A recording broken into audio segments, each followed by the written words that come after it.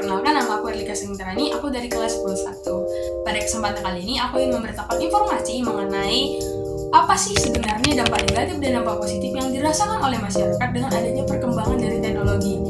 Nah, karena aku ingin tahu apa yang dirasakan masyarakat, maka aku melaksanakan wawancara sama dengan Pak Ai Sinaga. Dia merupakan guru dari SMA Santo Ignatius. Dia mengajar dalam bidang matematika. Nah, kali ini aku pengen ngasih tahu nih, apa sih dampak positif dan negatif yang Bapak itu rasakan. Nah, kalau untuk dampak positif yang Bapak ini rasakan, yang pertama, dia paling mudah dalam bidang komunikasi. Kenapa? Karena dia bisa komunikasi jarak jauh dalam waktu singkat.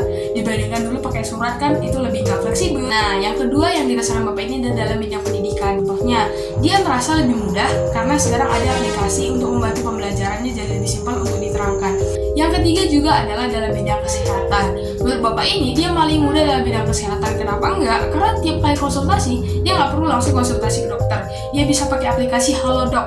Jadi pertolongan pertama nih sebelum datang ke dokter gitu kan. Tapi nih, dibareng dalam semua bentuk positif tersebut, ada bentuk negatif yang Bapak ini juga rasakan. Yang pertama yang paling terasa itu adalah dia menjadi rasa lebih individualisme gitu. Dari yang Bapak ini rasakan, dia memberi solusi dengan cara yang pertama, dia akhirnya mengurangi penggunaan gadget, lalu mencoba memberanikan diri untuk keluar dan bersosialisasi, menyamankan diri dengan masyarakat sosial.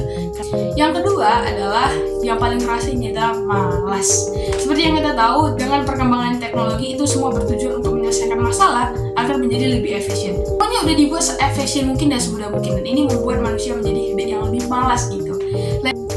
Oke, dan solusi yang diambil Bapak itu sendiri adalah yang pertama, dia akhirnya mengurangi penggunaan media sosial, dia mempunyai jadwalnya sendiri. Yang kedua adalah mengganti habitnya. Oke, teman-teman, itu tadi adalah serangkaian informasi yang aku dapatkan dari wawancara.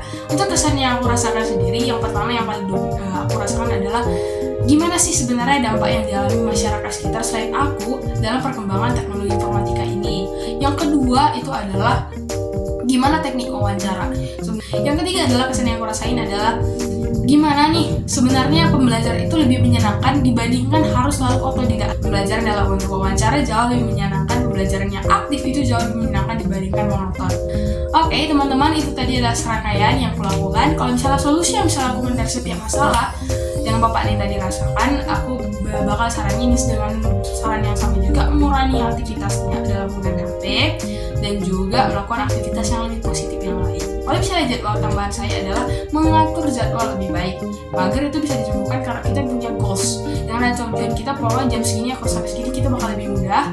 Dan kalau misalnya juga kalau individualis ya sudah pasti caranya adalah membuka diri dengan masyarakat luas. Oke teman-teman, itulah adalah hasil wawancara saya. Terima kasih.